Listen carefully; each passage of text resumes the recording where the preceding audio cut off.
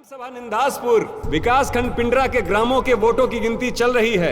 शुरुआती रुझान से श्रीमती वसुंधरा देवी अपने निकटतम प्रतिद्वंदी सुगंधा देवी से 25 वोटों से आगे चल रही हैं।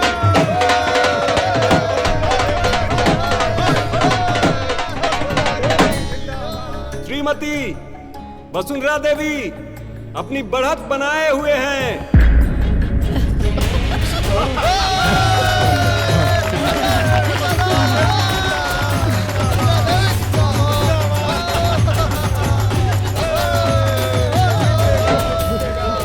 देखला भैया, अरे हमरा तो पते रहे कि जीत हमरे होई। करिखो ला के रखले बड़ा नु। अरे ले बानी न दीदिया, इकारिक हार के बाद एक मुंह पर पताई और तोहरा गला में हार पहनाई।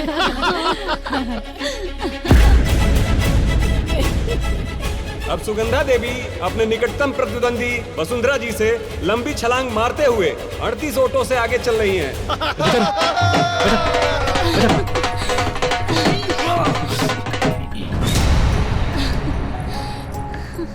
बहुत जोरदार टक्कर चल रही है। कभी सुगंधा जी आगे चल रही हैं तो कभी वसुंधरा जी आगे चल रही हैं। आगे पीछे की बढ़ंत लगातार जारी है। अब देखना यह है कि इन दोनों लोगों में से कौन विजयी होता है।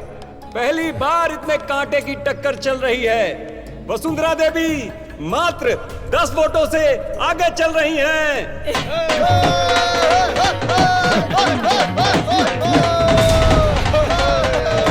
तीसरे राउंड की गिनती चल रही है, जिसमें उलटफेर के साथ सुगंधा देवी 30 वोटों से आगे चल रही हैं।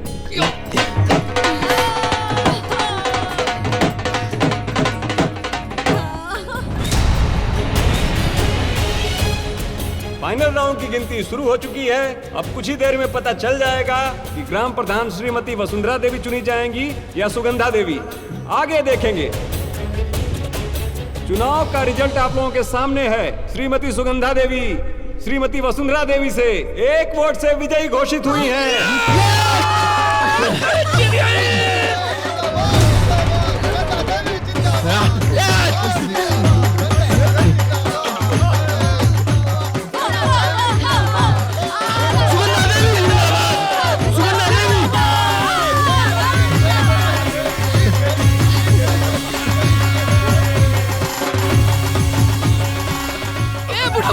ये बुढ़वा ले हुई करके वोट, तबे 1 वोट से जीत गए। हमनी के दोनों आदमी तहरी के दिल में जा।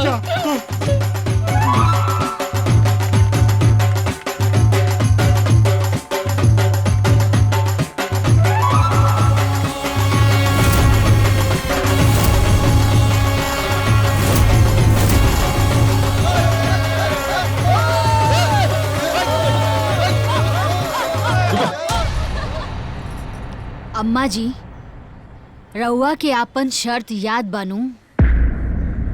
आज बेलन वाली बहू मूसर वाली सास पर भारी पड़ गई। अब शर्त के मुताबिक रउआ के आपन सर मुंडवावे के पड़ी और मुंह पर करिखा पुतवावे के पड़ी।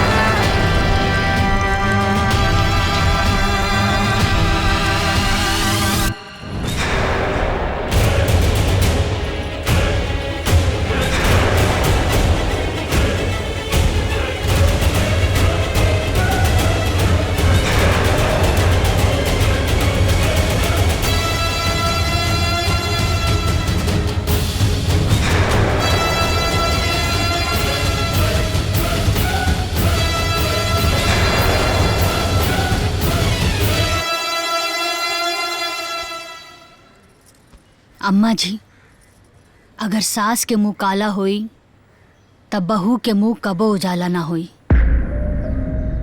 अरे सास के छाया में ही था बहू के जिंदगी बीतेला।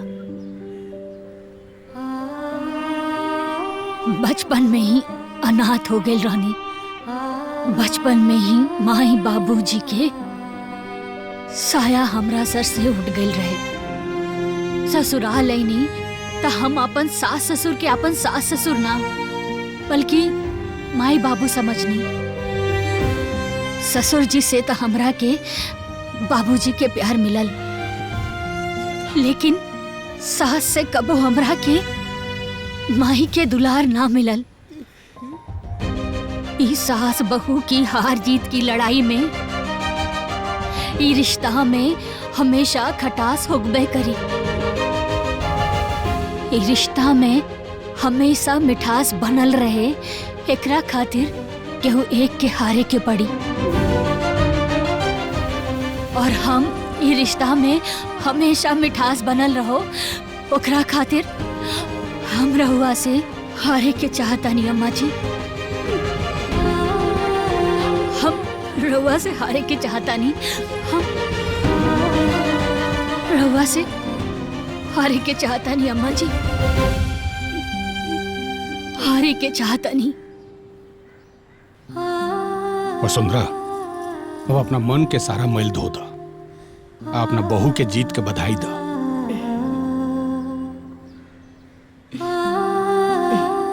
बहू के ना बल्कि हम अपना बेटी की जीत के बधाई दे। बहुत बहुत बधाई हो बिटिया, बहुत बहुत बधाई हो। देखा दुल्हन, हमर आँख पे अपन और पराया के पट्टी बांधल रहे, जेकरा तू आज खोल देलू। हम तो भुला ही गई रही कि खून के रिश्ता ही रिश्ता ना होला, बल्कि दिल के रिश्ता भी रिश्ता होखेला। सागा सौतेला कुछ ना होला, बल्कि रिश्ता रिश्ता होखेला। तो हमरा के माफ कर दे बिटिया, माफ कर दे। अम्मा जी, बड़ लोगन के हाथ छोट खातिर खाली आशीर्वाद देवे खातिर उठे के चाही, माफी मांगे खातिर ना, माफी मांगे खातिर ना।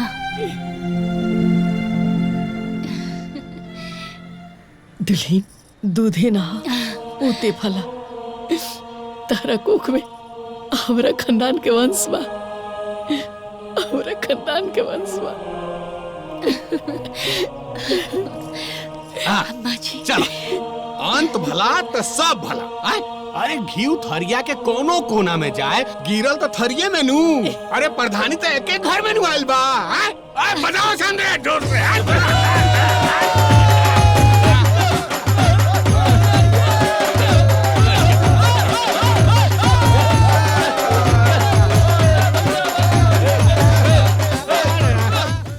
अरे अम्मा जी, का बोल दुल्हन?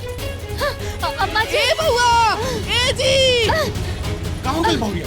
ए जी, ले जा अस्पताल, ले चल। अरे उठाओ जल्दी। आराम से। हाँ जल्दी ले चल, संभाल के चल चल। चल चल।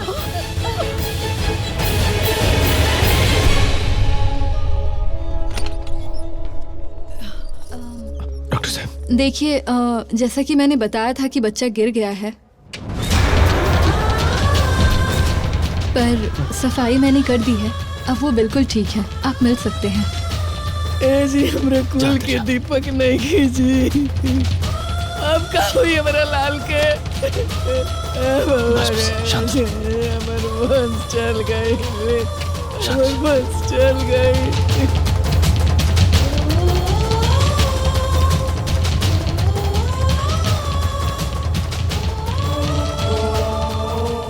हमरा कुल के दीपक चल गई, अब का होई? हमर दुल्हन कैसे रही है?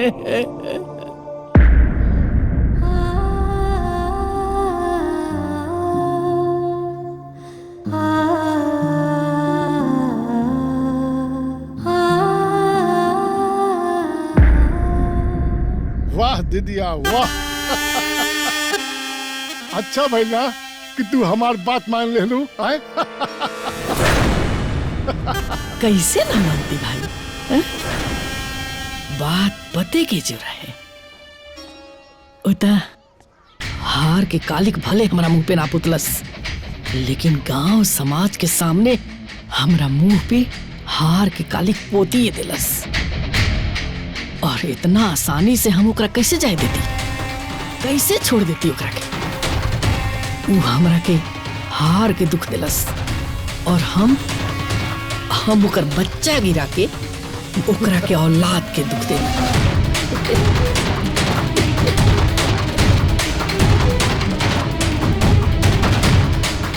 भाई अरे वो दी जो हल्दी के दूध ओकरा पियावत रही, ओमे धतूरा के बीज पीस के मिला देले रही। ओकरा लागल कि अम्मा जी हमरा के अमृत खिलावत रही पियावत रही, लेकिन उ लड्डू ओकरा बच्चा खातिर जहर रहे। अरे हम उ नागिन हई जे काट लेवे तो पानी भी ना मांगे। अरे घर की कोई वंश बढ़ाई तो उ हमार सगा बेटा के बेटा कौनो सौतेला के ना।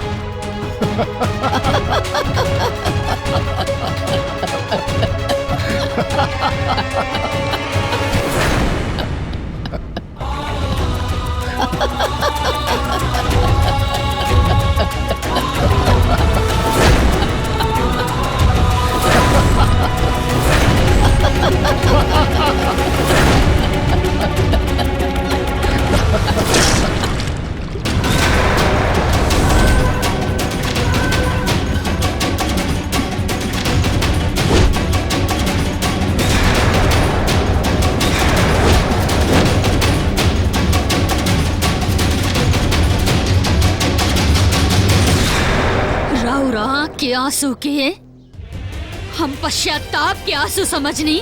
हमरा के लागल कि राउर मन के मैल आंसू बन के बह गई, बाकिर ना, हम गलत रहनी। राउर आँख के आंसू पश्चाताप के आंसू ना रहे, घड़ियाली आंसू रहे। हम अपन पीड़ा माफ कर सकेनी, बाकिर अपन बच्चा के मौत माफ ना कर पाई। अरे एगो माई होके एगो माई के कोख उजड़लू। माई के नाम पर कलंक हो कलंक। हम तोहरा के ना छोड़ब।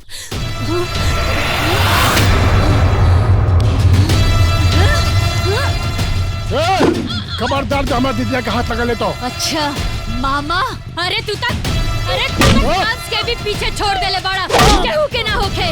कंस के भी पीछे छोड़ देले बड़ा। मामा कहाँ तारा? मामा बड़ा तू, तू रुका, आज हम तोहरा के ना छोड़ब। अरे बाप रे बाप, मौलस रे दादा, सब बचा रे बचा।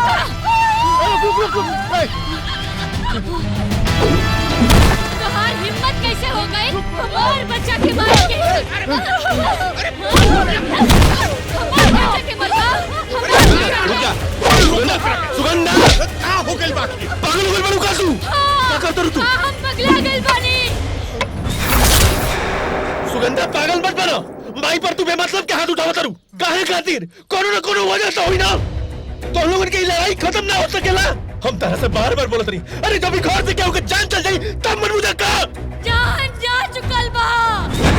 जान जा चुकल बा।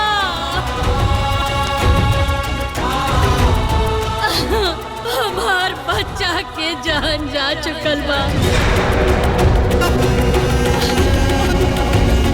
हमार बच्चा के मारे वाला केहू और ना, राहुल माई है।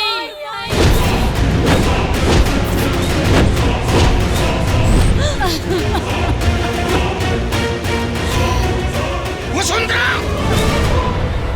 गाइस सखा। अरे ना दादा, अरे ना जी, अरे झूठ बोला दिया ही हमरा के बदनाम करे खातिर हमरा पर लांछन लगाव दिया।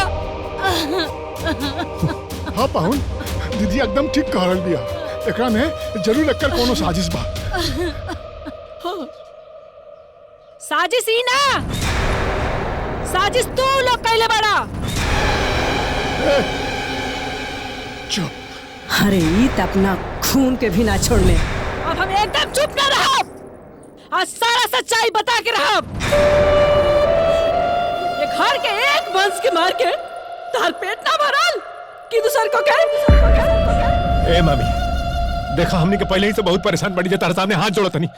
एगो वंश के हम खो चुकल बनी अपन, और ये जौन दूसर का के बात करते रहो।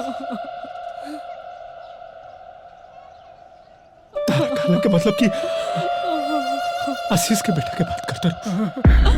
ये मर लेना ना।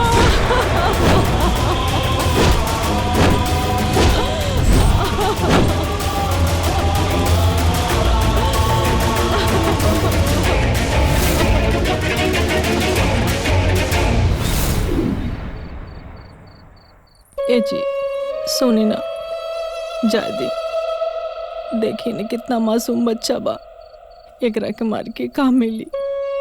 घर के सारा धन दौलत मिली, जमीन जायदाद मिली, ये खानदान के इकलौता वारिस बा। वारिस खत्म, दावेदारी खत्म। वैसे भी अपना बेटा के पढ़ावे के चक्कर में हम सारा जमीन बेच दिली। अब अपन बेटा के उज्जवल भविष्य खातिर एकर मरल जरूरी बा। और वैसे भी हम शकुनी की तरह अपन गंधार छोड़ के आई जा अपन दीदी के रोटी खायल बनी कि अपन पाहुन के डांट सुने आयल बनी। जब जब ही खानदान में वारिस पैदा होगी तब तब ओकरा के मारब। ए जी हमारी हिम्मत नहीं के करत ए पाप में शामिल होके के हमसे ना देखल जाए। ना देखल जाए तो अपना आंख बंद कर ले, ना तो अपन मुड़ी उधर कर ले।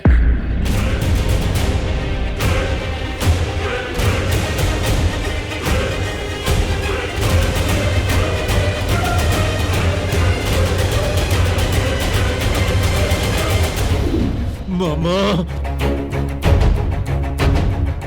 मामा, मामा, मामा, कंस मामा है मामा।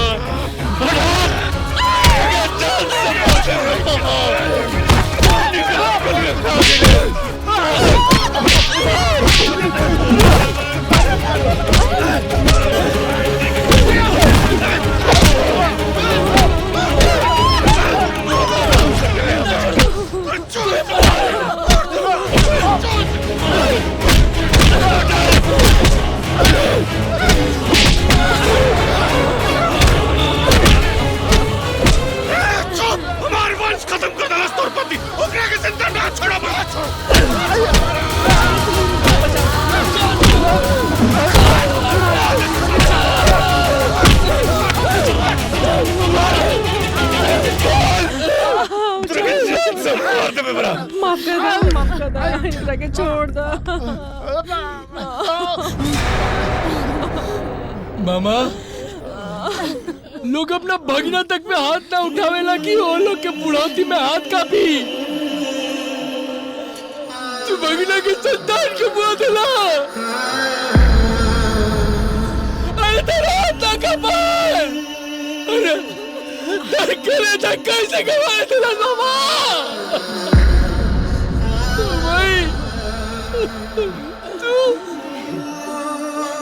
तू ऐसे कैसे कर सकेले?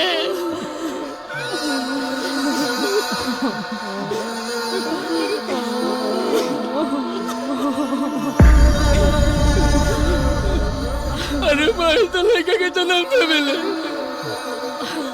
तू लड़का के बुआ दे ले।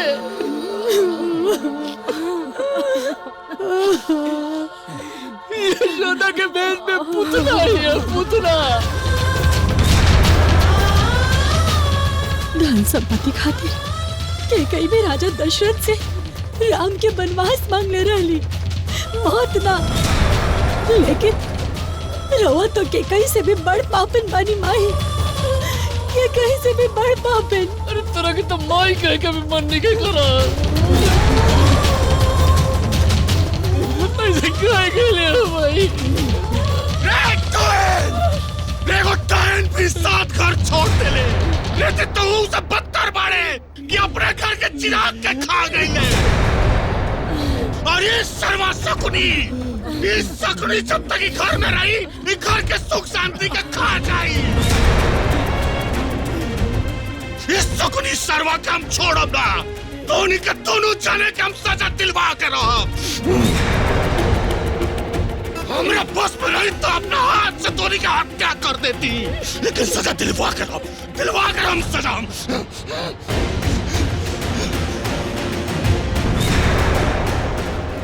दरोगा जी, हम दीनदयाल बोला था नहीं, हमरा घर जल्दी आई, तुमको खूनी का अरेस्ट करेगा बा, जल्दी आई।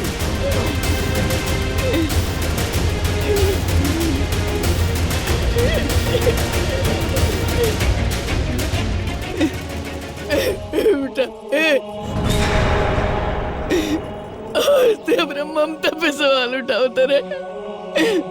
अब इतना दिन से जो भी कहनी ना सब तोरा खातिर कहने, सब तोरा खातिर कहने। हमसे चाहत रही कि तोर बेटा तोरा औलाद घर के बारिश बने, तोरे बेटे घर के बारिश बने। बस कर भाई। अरे जौन औरत एक दूसरे औरत के कोख में बच्चा मार सकेले, ऐसा औरत से हमार कोई रिश्ता नहीं है। तू हमरा खातिर मर चुके है।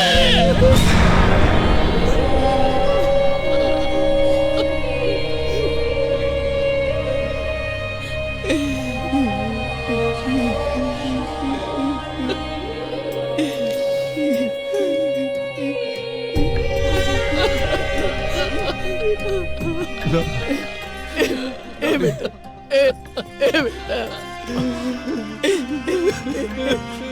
हमर बेटा, हमारा अच्छा बेटा हमें ना, हमारा नाम होना बेटा। रे देख, राम जी के कहीं के माफ कर दे मेरा बेटा, कहीं के तो माफ कर दे बेटा, कहीं के माफ कर दे बेटा, माफ कर दे बेटा। अरे भाई मत कर, मत कर सब मत कर। अरे भाई अगर कहीं नहीं अरमाई हमरा 14 साल के वनवास खाली हंसत हंसत बोल दी ना तो ओकरे के हम हंस के निभा देती रे माई। अरे एगो मासूम के जान ले ले रे भाई, तू एगो माई होते हुए भी एगो माई के जान ले ले रे भाई। काहे रे भाई, काहे भाई। खबरदार नहीं, कान के सामने ते हाथ जोड़ ले। याद रखियो, अगर तोरा मन में थोड़ा सा भी कान का दया आई तो हम अपन चिता जलाने का अधिकार तोरा से छीन ले।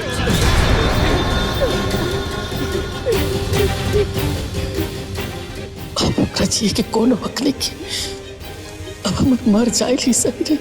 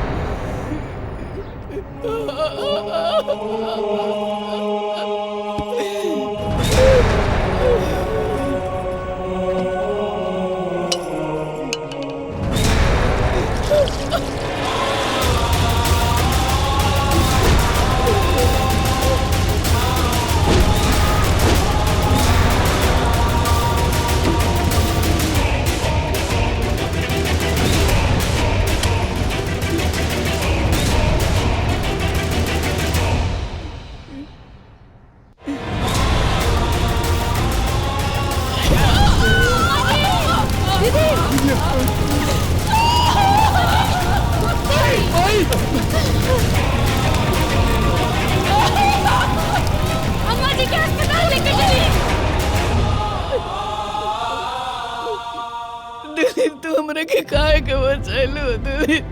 हमरे के मर जाए दे तू। हमरा जैसन पापिन चंडालिन औरत के जिए के कोनो अधिकार नहीं के, कोनो अधिकार नहीं के दिली।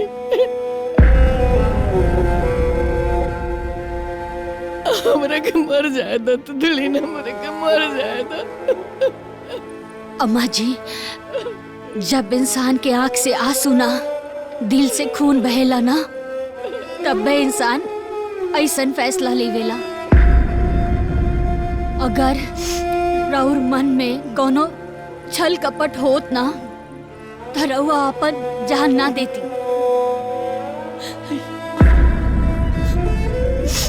और बच्चा के काबा, बच्चा तो दोबारा हो जाई ना, लेकिन माई ता एक ही होली। हाँ, माई ता दोबारा ना नु मिली।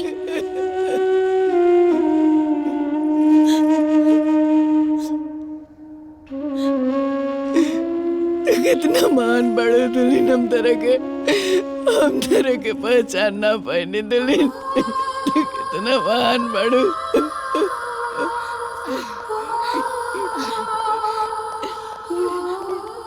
देखी, आपके तो कुल करनी के सजा आपके भाई जेल में भुगत रहल बाड़े।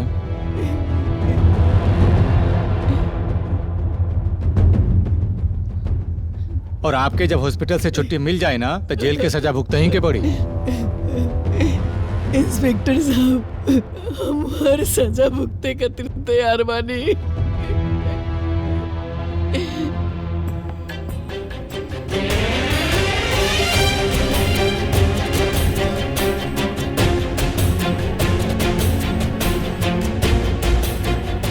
रउआ सब लोगन के एक वोट के ताकत पहचाने के पड़ी।